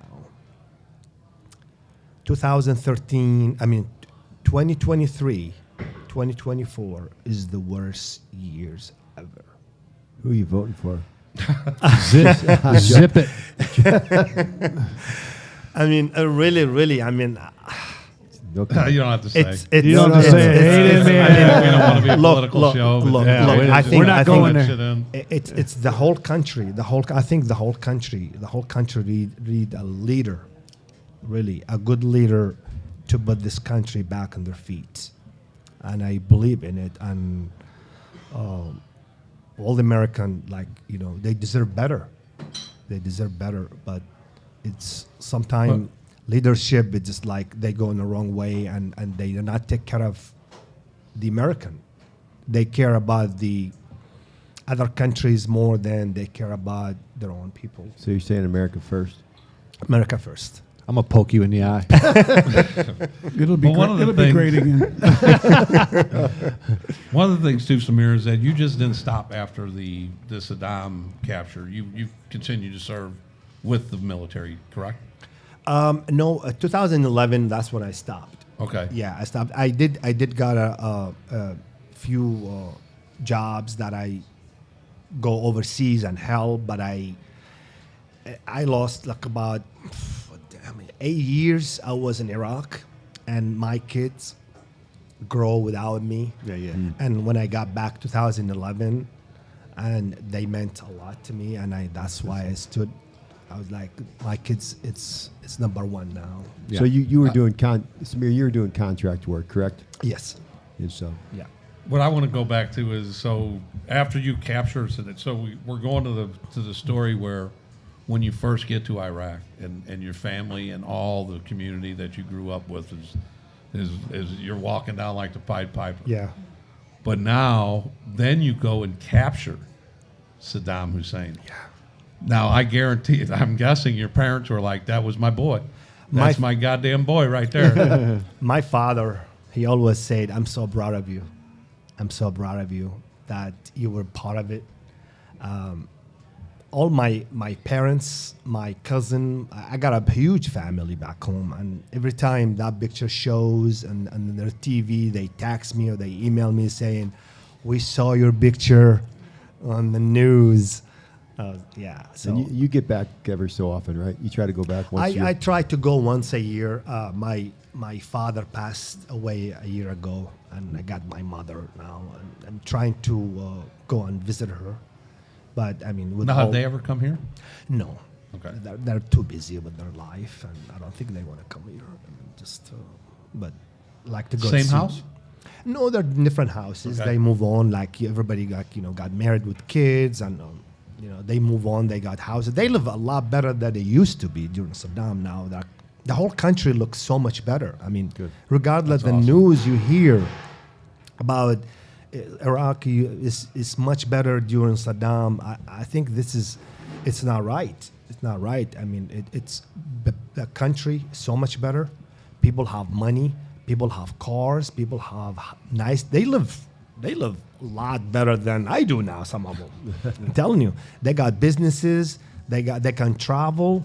During Saddam Hussein, like even if you want to get a passport, you go through hell to get a passport. They think you're running away from the country. You're running away from the service. But now, like businesses, the whole country really, doing really well. I think you have a lot to do with that. Yeah, I'd say. I really do. I'm glad. Samir, you're, That's why I stayed 8 years. Like my wife keep telling me, come back. And I was like, I promise you, this is my last year. And when the years end, I was like, oh, should I just quit? I was like, we're here. We still got mission to do. And I milked it all the way until said, get out. but Samir, you're living the American dream now, and you have we don't say where you live, but you bought a nice little piece of property. And Yeah. You're a farm guy. farm Yeah. guy yourself, so that's pretty. Yeah. You neat. got a bunker? I got chickens and donkeys and horse and a bunker. No. Your story's You amazing. might have a replica. Just a little replica every once in a while. Have the picture, have the poster right outside the little thing. Have that poster right out there. Yeah. But no, what a story, huh? He's an American Boys? hero. Unbelievable. I mean, an mean, Iraqi why- American hero. This is what I say. Why would you not love a country who gave you everything? Like, I came here with $6 in my pocket in the '94. I have nothing. Now I have business. I have a home. I have everything. Yeah. I can do whatever. I'm an American. You know, I love this country. Like, this is my country. You know, I mean, it's. A lot of people ask me, will you go back and live in Iraq? I was like, look, every time I go visit Iraq, I feel like I'm a stranger. I feel like I'm not here. I can't get along with people because I changed so much. You know, the culture, everything has changed more to the American culture than back home because I lived here more than I lived in Iraq. I left, I was 21. I'm 54 now. Yeah. And I lived most of my life here. So my kids born and raised here. Yeah. So, I mean, this is... Samir, is my thank you place. so much for sharing this thank you story so with much, us. and, you know, that's Thank you a to great Katie story. Colombo for arranging this. A great. You said it would be great. It's awesome. So, Samir, thank you. Thanks. Yeah. We'll be right back. Yeah.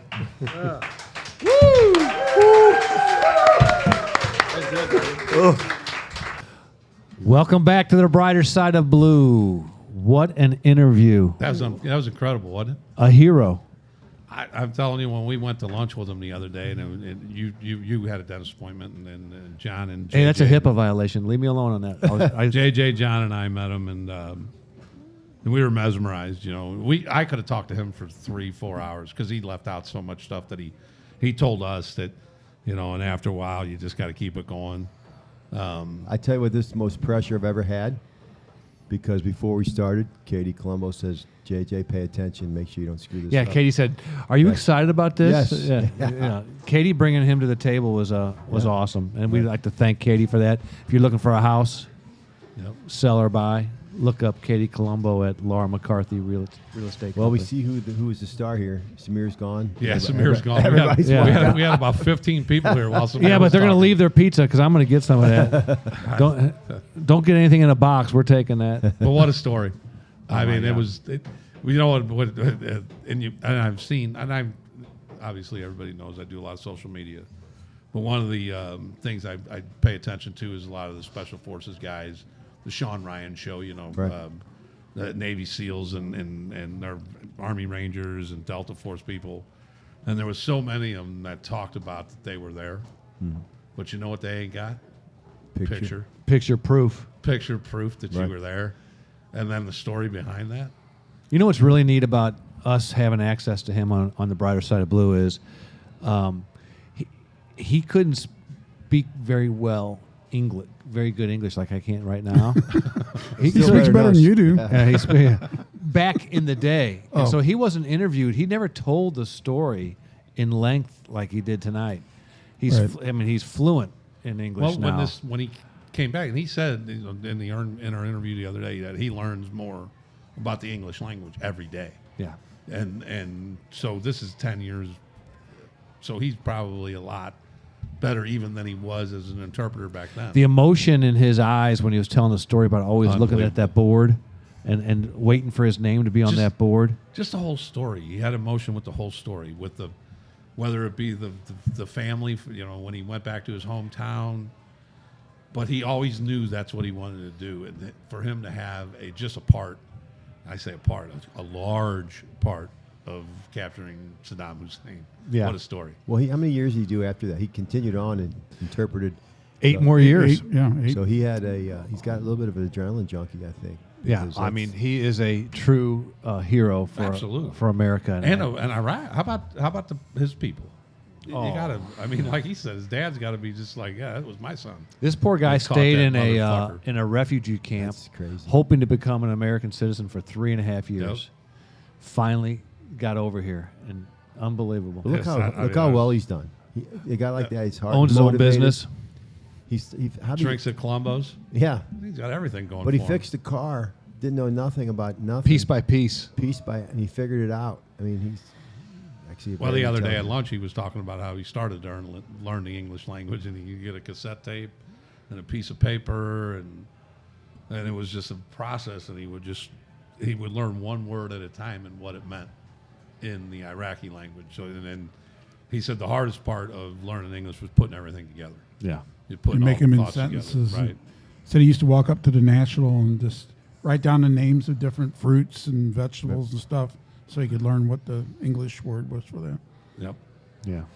Interesting. Unbelievable. Yeah. He humble. There you go, Gim. I found his story humbling. Yes, You know what he's gone through absolutely.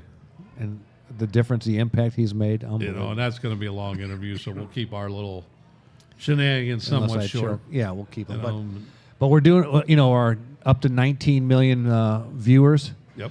and they're doing a great job at subscribe, and share. Yeah, you got to Click like that button. story, don't you? Yeah, you'll love that come story. on, man. I like that story.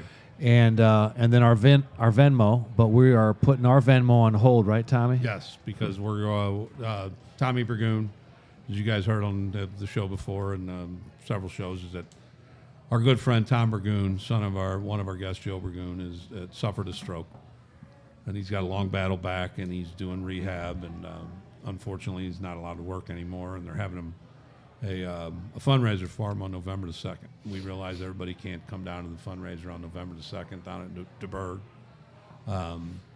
However, if you can find it in your heart to donate a little bit of money to the family during this period, and you can Venmo them at Wendy Burgoon, Burgoon -1. We'd appreciate that and just show some support. And you know, we as a police family have stepped up in so many good situations. I think it's We'll good be heading time over. to do one more.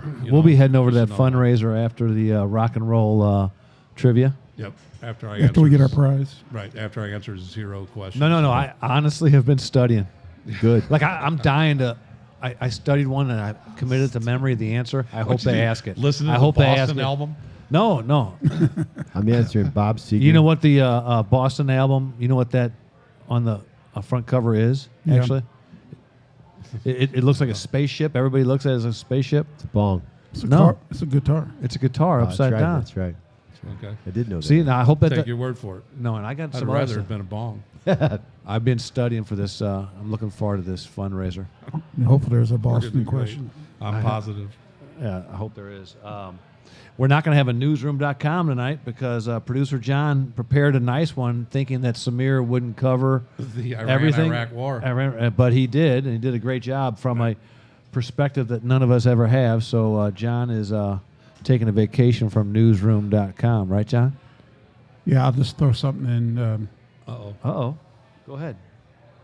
Well, everything I prepared was about, Iraq and the United States. But in January of 2002, the State of the Union address, U.S. President George W. Bush described Iraq as a part of the axis of evil. Yeah. What are the other two countries that were in the axis of evil? Oh, this is trivia. This is like Well, we're getting ready for trivia, and Okay. it's trivial. So Iran Syria. and Syria. Iran's correct. And think about little rocket men. Oh, Korea. North North Korea. Korea. North Korea. North Korea. But they went into He's an axis? How come we got that clue from Little Rocket Man? That's Trump. Well, that's what Trump called him. Oh, all Little right. Rocket Man. Little After, Rocket Little Rocket Man. John, He's acting up again. He is acting up he is, again. He's running around with Russia, isn't he? Yeah, Yes. sending Scary. some. send Threatening troops. to? Scary. Yeah, I'm still. Everything's scary. Everything. Yeah, Tommy, what's going on with P Diddy? No, it's nothing too extreme.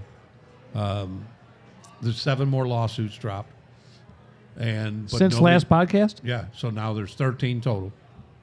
But these last ones they didn't name, but they named Celebrity A and Celebrity B, but they're not releasing the names. But a judge has come forward and said, "Hey, man, you can't be dropping, just innuendos. You have to name them. You have to start naming these people in So your they're lawsuits." flat out calling them Celebrity A and B. And if Yeah. this judge gets his way and they expose it, then we're I still starting think to they're get doing points. that intimidation thing, where Yeah. the law firm is like, okay, all you people that ain't settled yet. So that's kind of bullshit, though. That's what I was going to ask you. So they can they can settle and stay out of the lawsuit if they just give them, I they guess. can pay their way out of it and not be told I who don't. they are. But if one settles and one doesn't, and then P Diddy doesn't settle, so you have to settle as a group to where the lawsuit's not even brought forward. Because even if you try to settle and you're named, if it goes to court, the facts are the facts, and you're still in it. Yeah. I don't know. I don't know how this is all going to work out. I hope it takes Dude, a bunch of this people down. this has been going on. Look, then there's the Abercrombie and Finch. There's Fitch. Okay, Abercrombie and Fitch. There's this casting couch cocksuckers come out, and he's getting named for it too. This shit's Jack, been can you going on bleep forever. that? No, No pun These intended. yeah, pun intended. It's the But these freaks CCC. Shit. These freaks have been all. I mean, they keep doing. I mean, this is going It's- on. I This think- was 10 no. years ago from that. Because I've been going 10 down years to- earlier? Yeah, Hey. this guy's been retired for 10 years. All his bullshit happened when he was working too. These Hollywood people and these they've been doing this shit forever. Yes, I've been going down that rabbit hole because I've been looking at the stuff, and it keeps going down. In old Hollywood, I mean, almost all those actors and back in the day. Dude. Only one I haven't heard yet is John Wayne. I'm praying to God he doesn't come up in one of these conversations. But Well, I think it's everybody did. I mean, they are. I mean, it's crazy. Like Well, you James look at Dean Marilyn and all of Monroe. them. Oh, it's insane. I mean, if you look at Marilyn Monroe, was she pimped out to a sitting president? I don't By know. the industry? Allegedly. Allegedly. I mean, don't know. no, that was never Right. alleged. I mean, I think- they're saying they had a relationship. yeah, she's. Did they have a relationship, or was she pimped out? I'm sure that she loved him. Human trafficking. I don't know. She was pretty popular by then already. Man, she did. Right, I get it. There's a scene where she sings him "Happy Birthday" on a stage, and it was really seductive. And Yeah. apparently, the first lady was mad. You think? Mad. Yeah, but yeah. But anyway, but there. I mean, How do you Hollywood. think Lisa'd feel? Oh, she wouldn't care. She'd understand. Sure, she'd get It's it. Marilyn Sure, Monroe. she would. No, but no. the rabbit hole that I went down, it's almost like it's disgusting on all these It's- actors that you would think are like So you got- good actors, like James Dean, bunch of like they're all stories about them swinging both All ways. these It's people learned it insane. from somebody. They just didn't come up with it. It's weird. You guys are depressing me. I hate you ripping on Hollywood. I just want to sit back and watch Godfather with popcorn and not have all these visions in my head. That's It's I'm not, just kind yeah. of. It's just there. Just go down the rabbit hole. You'll see all. No, kinds I'm of not people. going down the rabbit hole that you guys have gone down. I mean, there's still some decent men out there. They're actors and didn't do anything. But you know how good you had to be to not get in the system, and still make it. and still make it. right? Yeah. That's how good. When you tell everybody no, you're like, still I'll do make this it. on my own, and I'll make it. Those motherfuckers had to be good, Yeah. whether it's singing or acting or whatever. But it's every single industry now. Because you got Epstein, you got Weinstein, you got P. Diddy, now you got the fashion freak. It's not every industry. It's just a certain type of industry. Well, all the Hollywood cut type, Right. where you make a lot of money. Like You know, porn, nobody- like hey, porn movies. Hey, I got a job for $60K. Sit here. I don't think you have a whole lot of leverage when you got a $60K job you're offering. Do they have casting couches in porn movies? I would imagine. The casting couch could be the next porn movie, the next big one. I've got scruples. I'm not getting on the casting couch. I'm not having it. I'm not having it. No. JJ, Yes, sir. did you listen to the show that you missed? Yes, I did. Did you hear the Zen? Yes, I thought it sucked. No, it was good. That was a good one. And we caught him off guard. He's you're full of. He was reading it. I could see he was reading it. No. We just hit him off of it. Hey, any word on Guns and Hoses? How the sales are going now? Guns and Hoses is doing good, and then next Wednesday is the box off. I talked to Sean Mazzola. Sorry to interrupt you. And I had that Muhammad Ali. It's in my phone. I could show. I had that for a future podcast. Did you really? Swear to God. Swear for God. I don't doubt I it. told one. I don't doubt I it. can show. I did. It was a good one. So go ahead. Next Wednesday is a box off. Is the box off, and then we'll start. Then we'll get a couple. We'll get a couple. We're gonna follow a couple boxers, get them on the show. Okay. Talk to them, and then the night of the show, baby, That's we'll good. be down there. That's going to be awesome. Guns Come and see us. Hoses. You never know who's The gonna night be in the before booth. Thanksgiving. My daughter's coming in. Good. Are you And gonna I know Danny's people are coming in too. Yeah, coming to the show. We have got to get them in. We'll get them all on. Yeah. Yep. Come on. Wow. That'll be At least fun. we'll get a picture. Yep, absolutely. Yeah. Do you have a Zen for us tonight? I do. I got a good one. Let's go, It's baby. actually Whoa. appropriate for the time of the year. Oh, Oh, It's from Thomas Jefferson. Thomas Jefferson. TJ. The man that reads nothing at all is more educated than the man that reads nothing but newspapers. My man. Boom. Thomas Jefferson. My man. Don't read. That's where you get out of that. Don't read. My man. He is proud of me. Don't read shit. He's I a gotta say it Jefferson again. disciple. Don't my man TJ right there. Did you notice I didn't ask you to repeat it? I can. But No, but, you don't. You know, I'd that- rather You don't really have get to. out of it. You got- It's a good one. No, it's Very, very. let's move on. Hey JJ, you Move on. missed last week's show. Where were you? I was you were in at the soccer trip, right? I was in what do you San got Francisco, going? the North. What happened back there? The North America Police Soccer Tournament. I got called back in. They've been kind of down a couple years, so they need a new coach again to come back and coach. I used to play for forever. I was one of the original members. It goes all the way back to the 90s. Played in that, and there's actually it's kind of neat that there's two guys that still play. They play in the over 40. They actually started the whole thing in the 80s. I don't know exactly what year in the 80s. It's one of them. They're two retired Vancouver ones. They're both inspectors, retired inspectors. Bob Stewart and then Ed Evanston, and then they got a son. Bob's got a son that's on the police department in Vancouver. He's a constable. I got the family thing going on down there He's a too. constable, Yep. and he's there to play. I saw them, drank beers with him. It was cool to see him. Yep. But it's a cool thing. North American Police Soccer Tournament. We go from Canada. We try to go to Canada, and then we'll come back to the States, and we go back and forth. It's a police soccer tournament. St. Louis has held it like 3 times. It's a lot of Mike fun. Crusoe's really was Mike, really he big was- in that. Oh, Yep. big time. And you got like Brian Seppi and Steve Strohmeyer, who are real big. They help with the golf. They do the golf tournaments. They have, And you got that the golf tournaments to raise money so you guys can travel to these places. it's kind of a self-serving. That's all right. golf. But it has a lot. When you bring blues players, people want to come. No, and but play. you guys have a good time. I mean, and It's you great. see the same players year after year. Oh, it's You know. fun, and I've made friends, and I'm still friends with a bunch of them on Facebook throughout Right. the years. And actually, I was telling the story I told you that you asked me about. Years when we first started, we didn't like New York PD.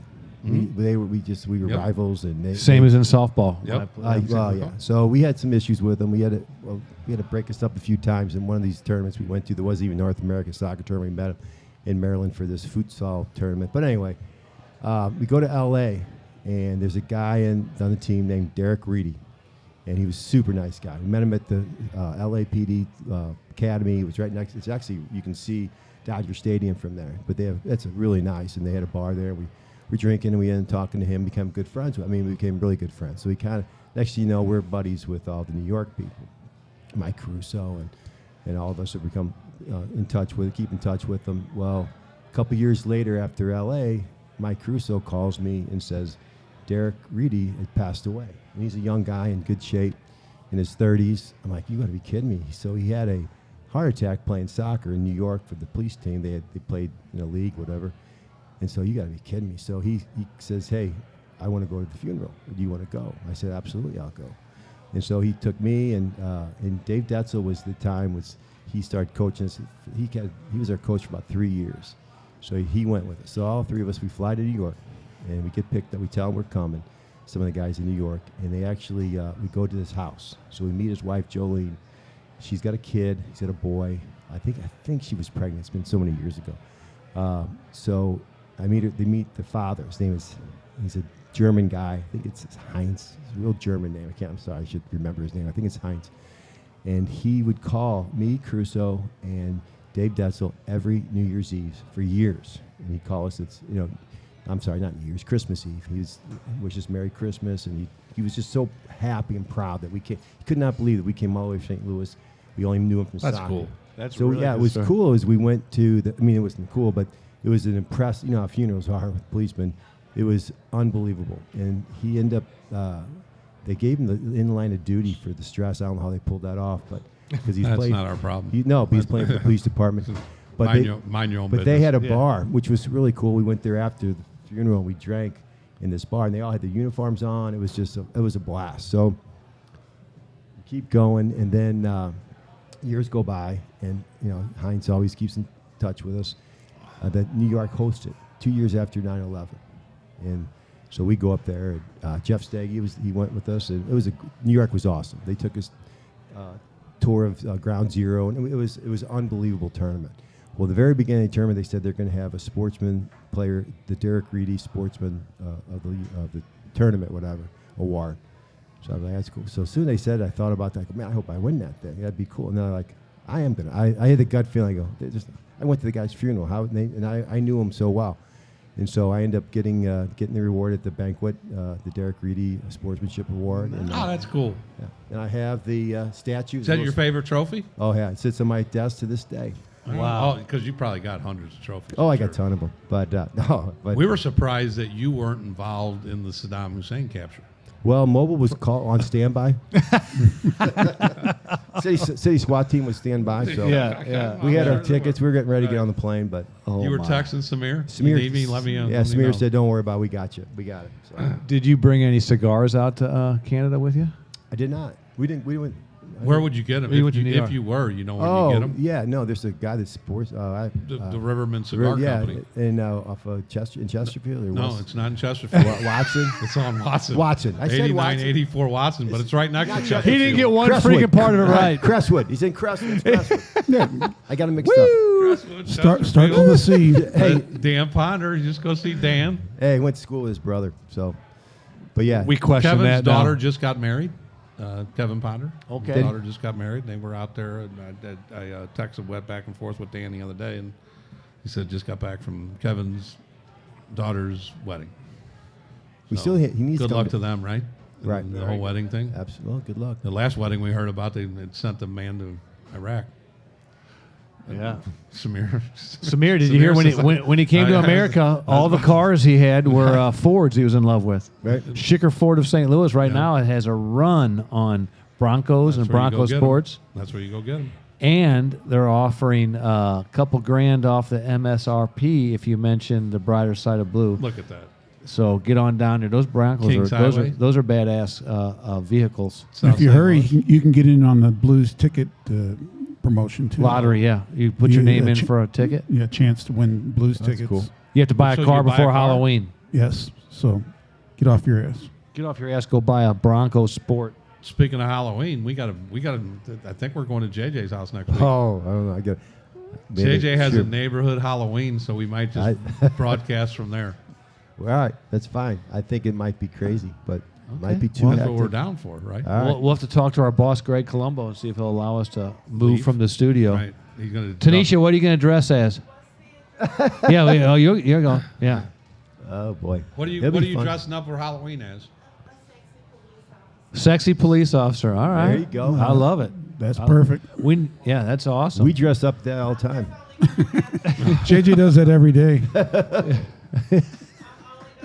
Oh, and Vin Yee, we had to cancel Vin Yee because we knew that Samir would be kind of long, and can't waste Vin Yee on a. But he is, John. You got an update from him, didn't you? Though, what's he up to?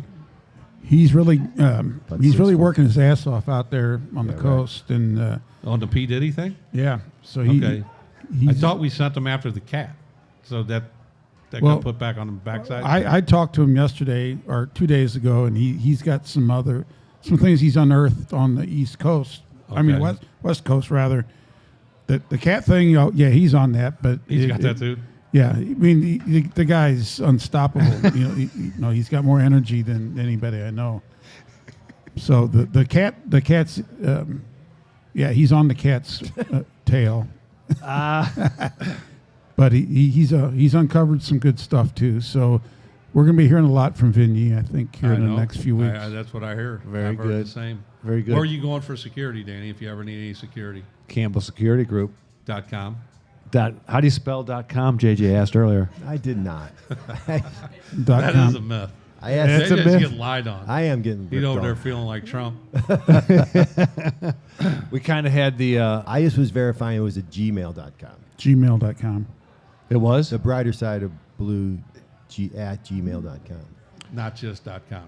It was the gmail.com. Gmail. I said that. Tommy, we had the kind of the war theme with Samir, so before we go, I have my useless information kind of Come theme. on.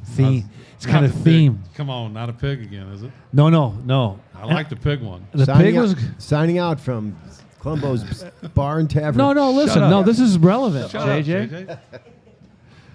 The very first bomb that was dropped by the You got Allies. a war story? Yeah, I'm trying to keep with the See? theme. Yep. The very first bomb dropped by the Allied forces in World War II was dropped in Berlin, but it dropped in the Berlin Zoo and killed the only elephant they had in the whole zoo. That's it? That's it. No tigers? No, it got the elephant. Just the elephant. And, the elephant couldn't get away because did you know that the elephant is the only animal that can't jump? Besides a white male,